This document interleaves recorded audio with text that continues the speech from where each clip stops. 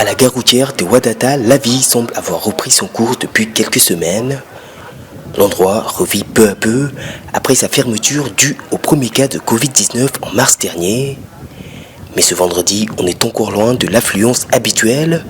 Si quelques bus font le plein à destination des régions du pays, pour la plupart, le moteur est resté éteint. La gare est restée fermée pendant plusieurs semaines, mais Dieu merci, les clients reviennent. Désormais, nous pouvons effectuer les trajets entre les régions du pays, mais nous avons beaucoup moins de clients qu'avant. Et la situation n'est pas plus reluisante à mesure que l'on s'enfonce dans la gare. Nous sommes dans la zone réservée aux compagnies spécialisées dans le transport entre États de la sous-région.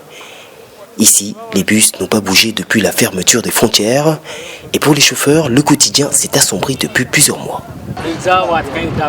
Nous venons ici tous les jours et nous rentrons le soir sans rien du tout.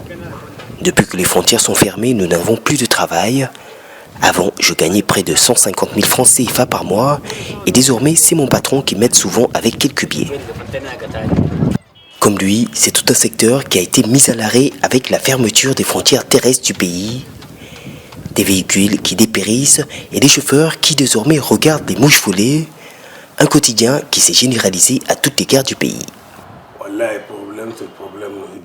Nous avons des centaines de bus qui sont à l'arrêt depuis plus de 5 mois.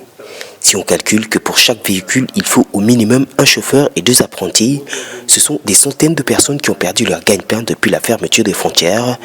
Et la seule aide que nous ayons reçue de l'État, ce sont des denrées alimentaires que l'on a dû partager entre les familles.